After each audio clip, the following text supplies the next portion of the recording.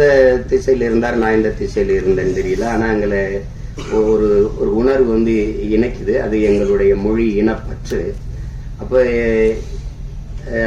அவர் எடுத்த படங்கள், இப்பதானே படம் வந்து பார்க்கும்போது அவர் பெட்டி கடை முதல் படம், அதுவும் கிராமத்துல நடந்த அனுபவத்தில் எடுத்ததுதான். அதுக்கப்புறம் தமிழ் குடிமகன், அது என் தம்பி துரை சொன்ன மாதிரி ஒடுக்கப்பட்ட தமிழ் சமூகத்தினுடைய நிலை, இன்றைக்கு அந்த நிலை இருக்குது அப்படிங்கிறத படம் எடுத்தார். என்னுடைய தம்பி சேரன் அவர்கள் நடிச்சிருந்தாங்க. ரொம்ப அருமையான படம். நான் திரையில பார்க்க முடியல, தொலைக்காட்சியில தான் அந்த பார்த்தேன். அதை பார்த்துட்டு நான் பாராட்டி வாழ்த்து அறிக்கையெல்லாம் கொடுத்தேன். ரொம்ப சிறப்பா இருந்தார். அது உரையாடல்கள், திரைக்கதை, போக்கு எல்லாமே மிக நேர்த்தியா இருந்தது. அடுத்தது இப்ப இந்த படம் வந்து மிக சிறப்பா வரும்னு நினைக்கிறேன். அது தொடர் ஒரு பிரச்சனையை, அந்த பிரச்சனையை பயந்து தான் அதை சரி செய்ய முடியாமையே போயிருக்கு. அது ஒரு சமூகத்தில் இருக்கிற பெரிய அவலம் தான். சில இதை பேச மறந்துடும் இல்லையா? மேல்பாதி மங்கலத்துல கோயிலுக்குள்ள விடலைன்னா நமக்கு எதுக்கு பிரச்சனைன்னு நினைக்கிறாங்க. ஓட்டுக்காக நிக்கிறவன் தான் அதை சிந்திப்பான், நாட்டுக்காக நிக்கிறவன் அதையெல்லாம் சிந்திக்க முடியாது. நீ போட்டா போடு, போடலைன்னா போ, சரி எதுவோ அதுதான். உலகத்துல என் அன்பு சொந்தங்கள் உங்களுக்கு சொல்லுவேன், உலகத்தில் சாதித்த எல்லோரும், இந்த உலகத்தை இவ்வளவு பெரிய மாறுதலுக்கு கொண்டு வந்த எல்லோரும் தன் மனச்சான்று வழிகாட்டுதன்படி நடந்தவன் தான் இவ்வளவு பெரிய மாறுதலை கொண்டு வந்துட்டாங்க. நீங்க சின்ன சமரசம் செஞ்சாலும் அது சரியா வராது. வெளியில என்ன சொல்றா, நீங்க ஒவ்வொருத்தனும் என்ன சொல்றான், உலகமே உன்னை இதை செய் என்று சொன்னால் சரியில்லை என்று பட்டால் செய்யாத, உலகமே செய்யாத என்று சொன்னால் சரி என்று பட்டால் செஞ்சிருந்த. அதான் கோட்பாடு. அதை தான் நம்ம செய்யணும். விவேகானந்தர் நமக்கு என்ன கற்பிக்கிறார்? எதற்காகவும் உண்மையை விட்டு கொடுத்துறாத, ஆனா உண்மைக்காக நீ எதையும் விட்டு கொடுங்க. இதே வெவ்வேறு வடிவத்தில், ஒவ்வொரு வடிவத்தில் ஒவ்வொரு தத்துவ ஞானிகளும் மேதைகளும் சொல்லி வந்திருப்பாங்க. ஆனால் இதேதான் எங்க தலைவர் என்ன சொல்றார், நாம் சாகலாம், சாதாரணமானவர்கள், ஆனால் சத்தியம் தோற்றதாக சரித்திரத்தில் செய்தி இல்லை. நாம் சத்தியத்தின் பக்கம் நிற்கிற சத்தியத்தின் மக்கள் நாம் வெல்லுவோம். அது என்னட்டதான் சொல்றாங்க. அந்த மாதிரி நம்ம எதிர்க்கும். நபிகளே என்ன சொல்றாரு, அநீதியை கண்டு அச்சம் இல்லாமல் துணிந்து எதிர்ப்பவன் எவனோ அவனே உண்மையான ஜிகாத்துங்கிற. அநீதின்னு தெரிஞ்சிருச்சு, அவ எதிர்க்கணும். சேகுமாரன் என்ன சொல்றான், உலகத்தில் எங்கெங்க அநியாயம் நடக்குதோ அதை கண்டு நீ பொறுக்க முடியாமல் கோவப்படுவாய், ஆனால் நீனும் என் தோழன், நீனும் என் தோழன் தான். நான் தம்பி படத்துல இறுதியில் அந்த உரையாடல் அவருடைய கோட்பாடு அதை எடுத்து போட்டுப்பேன்.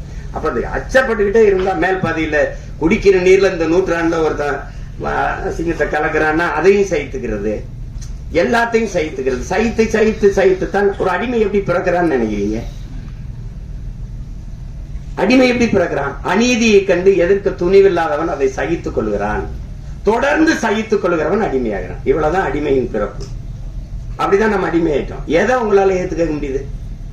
ஊழல் தெரியுது, லஞ்சம் தெரியுது, மணலள்ளி விற்கிறான் தெரியுது, சாரங்காய்ச்சி விற்கிறான், கஞ்சா வின்னு கொக்கைன் எல்லாம் விற்கிறான் தெரியுது, ஆனால் கேட்க முடியாது.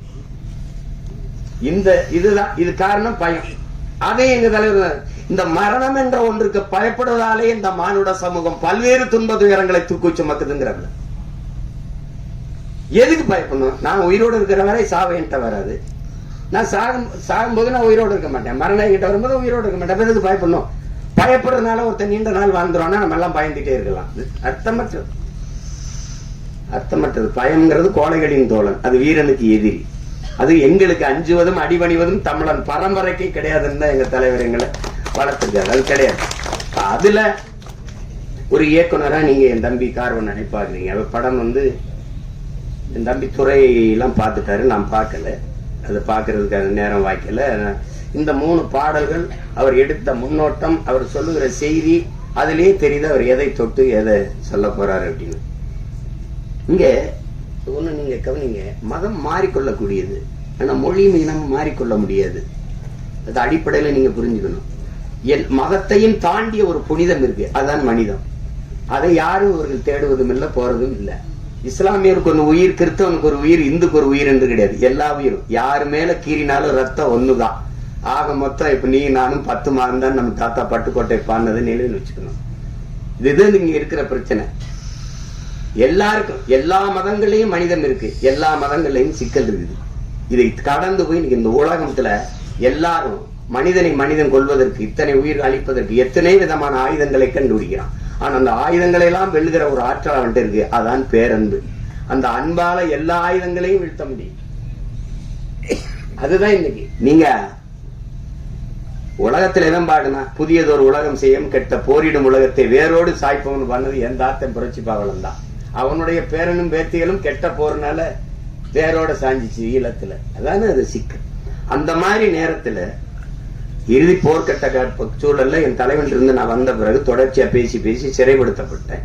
யாருமே என்கிட்ட நெருங்க பயந்தாங்க. 1 ஆண்டுகளுக்கு மேல சிறையில இருந்துட்டேன். அப்ப அந்த நேரத்துல ரொம்ப சோர்வு. அப்ப என்னை தேடி ஒருத்தர் படம் எடுக்கணும்னு வர்றாங்க.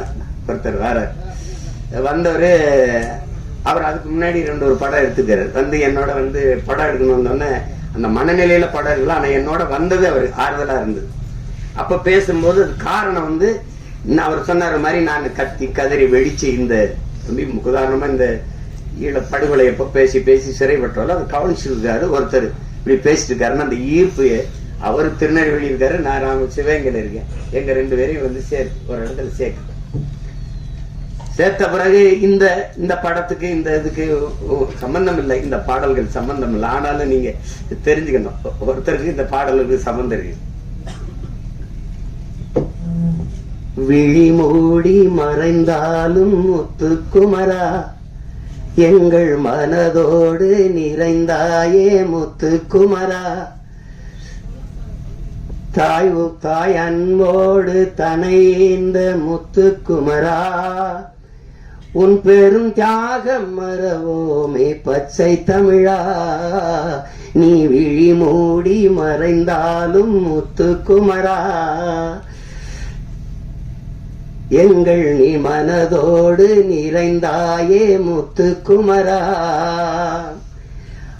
பகைமையும் துரோகமும் தாய் மண்ணை சூழ பாவிகள் கூட்டமோ நம்மை வந்து ஆள, எரிமலையாயளவே மறந்திங்கு போக, எலி பொறியில் எலியாய் தமிழனும் நோக, மனம் பொறுக்காமல் சென்னது பாலே உனை தீண்டியே எம் உணர்வையே எரிய வைத்தாயே நீ.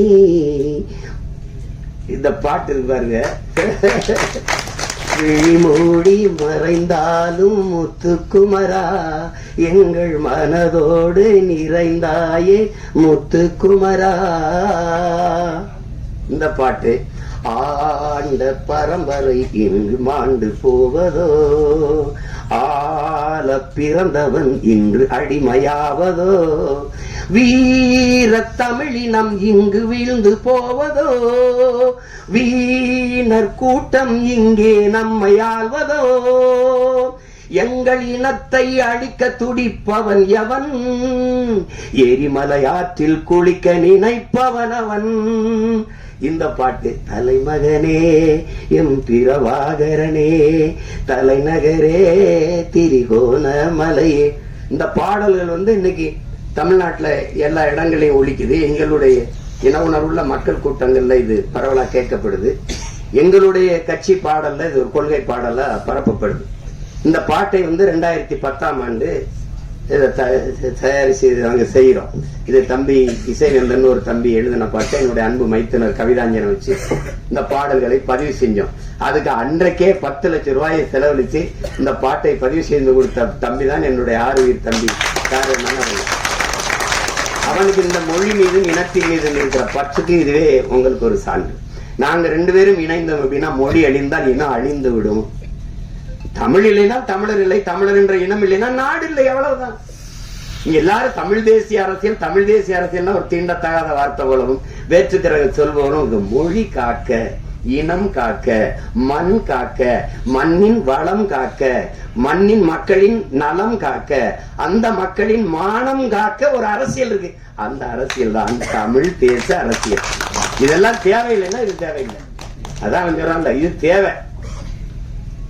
எங்கள் முன்னவர்கள் கே.பி. விஸ்வநாதனோ, அண்ணல் தங்கவோ, மறைமலையடிகளோ, அல்லது சிவானந்தமோ, சிங்காரவேலரோ, ரெட்டமலை சீனிவாசனோ, ஐத்தியாச பண்டிதரோ, மாப்போசியோ, சீபா ஆதித்தனாரா வரும்போது அவனுடைய பேரன் சீமா நிக்கிற புறச்சூழல் இல்ல. அன்னைக்கு காவிரியில் தண்ணி கேட்டா அடிச்சு விரட்டல, அந்த கச்சத்தையை பறித்து கொடுத்து சுட்டு சுட்டு 840 மீன் வந்து சுட்டு போடல. மீத்தேன் பூமி தாய் ஈரக்கொலை அறுக்கல, அணுவுல ஸ்டெர்லைட் இப்படி நச்சு ஆலைகளை நிறுவி எங்களை கொல்லல. எதை தேடினாலும் இந்த அரசியல் தேவைப்படுது. தேவைதான் கண்டுபிடிப்பின் இந்த அரசியல் வேணுமா, ஜெயிக்குமா ஜெயிக்காதா, அதை விட தேவையா தேவையில்லையா, அதுதான் கோட்பாடு. அந்த அடிப்படையில் நாங்க இணைந்து பணி செய்தோம். என் தம்பி என்னோட ஒரு தம்பியா, உணர்வால இணைந்தாலும் உறவான ஒரு உயிரான தம்பியா, எனக்கு முதன்மை தளபதியா களத்துல நின்னா என் தம்பி கார்வண்ணன். அவன் நாங்குநேரி தொகுதியில 2016ஆம் ஆண்டு நாங்க 234 சீமா வர்றாப்புல 234 பேர் முதல்ல இருக்கானா கட்சியிலன்னு கேட்டாலாம் இருக்கு. இப்ப மறுபடியும் போட போறானா தனிச்சுன்னு கேட்கறாலும் இருக்குது. அப்ப போட்டோம். அதுல நாங்குநேரியில ஒரு தளபதியா நின்று களத்துல பணி செய்தவன் என்னுடைய தம்பி கார்வண்ணன். வெறும் திரைப்பட இயக்குனர் வச்சுக்கீங்க, அவனுக்குள்ள இருக்கிற போர்க்குணம் தான் இந்த மாதிரி கதைகளை தொடரணும்ட்டு. அன்னைக்கு அவனுக்கு ஆதரவு இல்ல, இன்னைக்கு அண்ணன் இருக்கு, அண்ணனுக்கு பின்னாடி பெரிய படம் இருக்கு. அதனால அவர் ஒண்ணும் இல்ல.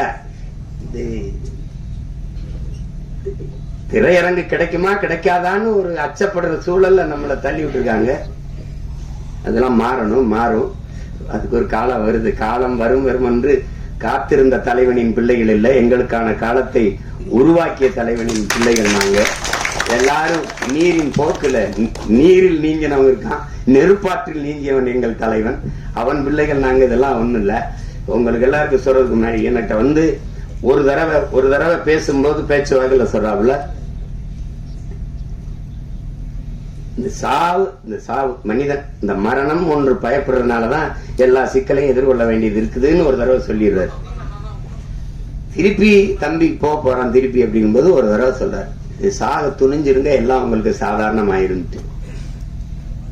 ஏன்னா சாக பயந்தவன் தரித்திரமாகிறான், சாக துணிஞ்சவனே சரித்திரமாகிறான். சான்று சாக்ரட்டிஸ் மரண தண்டனை விதிச்சாச்சு, அது குப்பியில வந்து விஷத்தை ஊத்தி வச்சாச்சு, 1 மணி நேரம் கழிச்சு குடிக்கலான்றான். யாரு? விஷத்தை ஊத்தினவன். வச்சு கை எடுக்கிறது எடுத்து குடிச்சிடல, சாவுக்கு பயப்படல. 1 மணி நேரம் கழிச்சு குடிக்கலான்றான், உங்களுக்கு அவகாசம் கொடுக்கறவன் எடுத்து குடிச்சிடல. அதனாலதான் அவன் சரித்திரத்தில் அவனுக்கு இடம். உங்களுக்கு புரியுது நினைக்கிறேன். பகத்சிங் வந்து மன்னிப்பு கடிதம் எழுதி கொடுத்தா விட்டுறேங்கிறான் தூக்கி சண்டனையில. ஆளுநருக்கு கடிதம் போகுது, பகத்சிங் அனுப்புறான். மன்னிப்பு கடிதம் தான் பகத் கேட்டான்னு நினைச்சு பிரிக்கிறாப்ல. பிரிச்சா போய்த்துக்கிற நீ தூக்குல போட சொல்லிருக்க, அதை ஏற்க முடியாது. நான் உனக்கு அரசியல் போர் செஞ்சிருக்கேன், அதனால என்னை துப்பாக்கியில சுட்டு கொள்ளு, இல்லையா பீரங்கி வச்சு நெஞ்ச பிளந்து கொள்ளு, தூக்குல போடாத. ஏன்னா வந்து அப்படிதான் உங்களுக்கு அதை படிச்சுட்டு அவனுக்கு வேர்த்திருச்சு, மிரண்டுட்டான். அதனாலதான் சரித்திரத்தில் அவனுக்கு இடம். உங்களுக்கு புரியுதுன்னு நினைக்கிறேன். இவ வந்து நண்பர்கள் சொல்றாங்க, பகத் நீ வெளியில வா, நம்ம வந்து இன்னும் வீரியமா போராடலாம், ஒரு மன்னிப்பு கடிதம் தானே எழுதி கொடுத்துட்டு வந்துருன்ட்டு. பகத் சொல்றான், எல்லாரையும் போலதான் எனக்கும் வாழணும்னு ஆசை இருக்கு, ஆனால் நான் வெளியில வந்து வீரியமா போராடுவதை விட இந்த மரண கயிற்றை துணிஞ்சு முத்தமிட்டேன்னா பகத்தை போல வீரமிக்க மக்களை இந்த மண்ணின் விடுதலைக்கு பெற்றுத்தர வேண்டும் என்று எண்ணற்ற தாய்மார்கள் விரும்புவாங்க. அதனால நான் அந்த தூக்கு செய்யற முத்தமிடுறேன். ஆனாலும் பகத்துக்கு அந்த வீரமிக்க மரணத்தை வெள்ளக்காரன் தர சரியா இல்லை, சம்மதிக்கல. தூக்குதான் தூக்குல போடும்போது அவன் கேக்குறான், நீ ஏன்டா இந்த காலத்தை ஏன்டா நீ வந்து துப்பாக்கியில சொல்ல சொன்ன, ஏன் பீரங்கில சுட்டு கொள்ள சொன்ன? இல்ல, என் உடலிலிருந்து கடைசி உயிர் துளி பிதுங்கி வெளியேறுகிற வரை என் தாயிலத்தை என் கால்கள் தொட்டுக்கொண்டே இருக்கணும், அதுக்குத்தான் நான் என்னை துப்பாக்கியில சுடுன்னு சொன்னேன்றான். திருப்பி தூக்குல போடும்போது அந்த கருப்பு அங்கி போட்டு மூடுவாங்க, பிளாக் மாஸ்க். 2 பேர் தான் எடுந்தானே, ஒன்னு பகத்சிங் இன்னொன்னு சதாம் ஹுசேன். உங்களுக்கு தெரியும் நினைக்கிறேன். எடுறான்ட்டான் பகத்சிங், அந்த கருப்பு துணி எடுறான்ட்டான். எடுத்துட்டு போட சொன்ன. ஏன்னா அந்த விழி பிதுங்கி என் உயிர் வெளியில கசிந்து போற கடைசி நொடி வர துளி வர என்னுடைய கண்கள் என் தாய் மண்ணை பார்த்துக்கிட்டே சாகணும்டான்னா. அதனாலதான் பகத்சிங் இன்னைக்கு வந்து நம்ம சரித்திரத்தில் இருக்கான். சேகுவேராவை சுடுறதுக்கு எதிரி நிறுத்தும் போது இப்படி குறி வைக்கிறான். அப்படி குறி வைக்கும் போது, டியர் காம்ரேட், நீங்க என் நெத்திக்கு குறி வைக்கிறீங்கன்னு நினைக்கிறேன், கொஞ்சம் இடது பக்கமா வாங்க, இப்ப சுடுங்கன்னுட்டான். அதனாலதான் சேகுவேராவுக்கு இடம் உங்களுக்கு. அப்ப மரணத்துக்கு பாய்ந்தவெல்லாம் உங்களுக்கு தெரியும். விவேகானந்தர் சொல்றாருல, வரலாற்றில் எப்போதும் வீரர்களுக்கு தான் இடம், அடிமைகளுக்கு இடம் இருந்திருக்கு. ஏழைகளுக்கு கூட வரலாற்றில் இடம் இருந்திருக்கு, கோழைகளுக்கு ஒருபோதும் வரலாற்றில் இடம் இருந்தது இல்ல. அதனால இதுக்கெல்லாம் பயந்தா ஒண்ணும் இல்ல. அப்ப அந்த துணிவுல தான் என்னுடைய தம்பி இந்த கருத்தை துணிஞ்சு எடுத்து படத்துல பதிவு செய்யறார். அவருக்கு என்னுடைய பாராட்டுக்கள். அவன் என் தம்பிக்கு இருந்த இந்த திரையுலகம் மேல இருந்த பற்று வெளிப்படுது பாருங்க. அவனே தயாரிச்சு, அவனே இயக்கி, அதுல ஒரு கதாபாத்திரத்திலே நடிச்சு, தொடர்ந்து இது தமிழ் குடிமகனும் அவருடைய தயாரிப்பு தான், அவருடைய இயக்கத்துல இது பண்ணியிருந்தார். இப்ப அந்த முயற்சியை நான் முழுக்க பாராட்டுறேன். என் தம்பி கார்வண்ணனுடைய படைப்பு என்பது என்னுடைய படைப்பு. நானே இயக்கியது போல ஒரு மகிழ்ச்சி, எனக்கு ஒரு உற்சாகமும் ஒரு பெருமையும் இருக்கு. அந்த படம் உறுதியாக வெல்லும். உலகெங்கும் இருக்கிற என் உயிர் சொந்தங்கள் என் தம்பிக்கு நல்ல ஆதரவு கொடுத்து இந்த படத்தை மாபெரும் வெற்றி படமாக மாற்றணும். அதுதான் அது.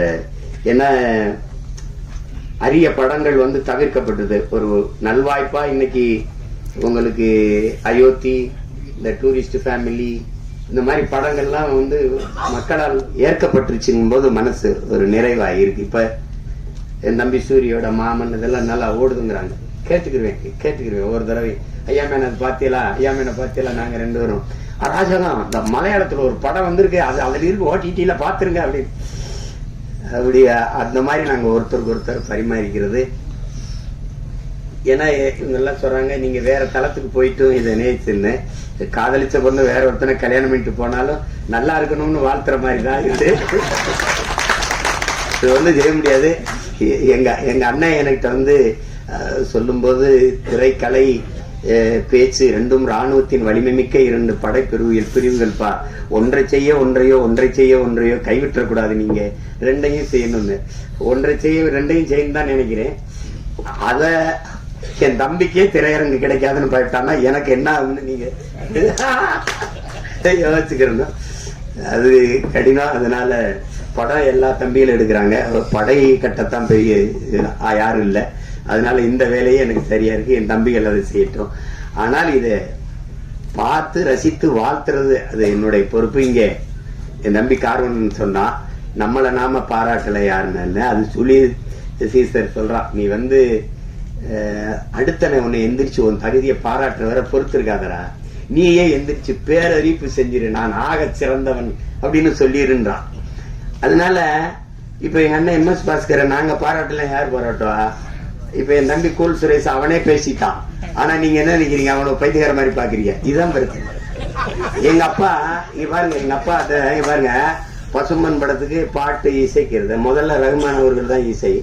அவன் 2 பேரும் வண்டியில போயிட்டு இருக்கான், எங்க அப்பாவே வண்டி விட்டுறாங்க. வண்டி விட்டு அதுல சொல்லுக்குள் வார்த்தையை சுருக்கி வைக்கும் சூத்திரதாரி கண்ணனுடைய ஆகாயத்தின் மறுபக்கத்தையும் அவருக்கு பார்த்துட்டு இப்படி வருது, பிரித்து எழுதி. அப்ப இப்படி நாமளே பாராட்டி பேசிக்கிறது நல்லாவா இருக்கு. கேட்கிறவங்க ஒரு மகனே, நம்மளை நாமே பாராட்டிட்டாதான்டா, வேற எவனும் நம்மளை பாராட்ட மாட்டான்டா. அப்பத்தான் நான் முடிவு பண்ணேன், நீங்க ஓடும் போது எவனும் உற்சாகப்படுத்த கைதட்டலாம், நீங்களே கைதட்டிட்டு ஓடிட வேண்டியதுதான். வடிகட்டு உங்களை நீங்களே உற்சாகப்படுத்திக்கணும்.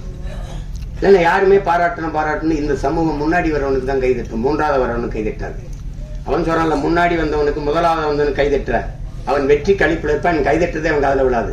ஆனால் 3வது வந்தவன் முதுகுல தட்டி கொடு, அவன் மரணம் வரைக்கும் உன்னை மறக்க மாட்டாங்க.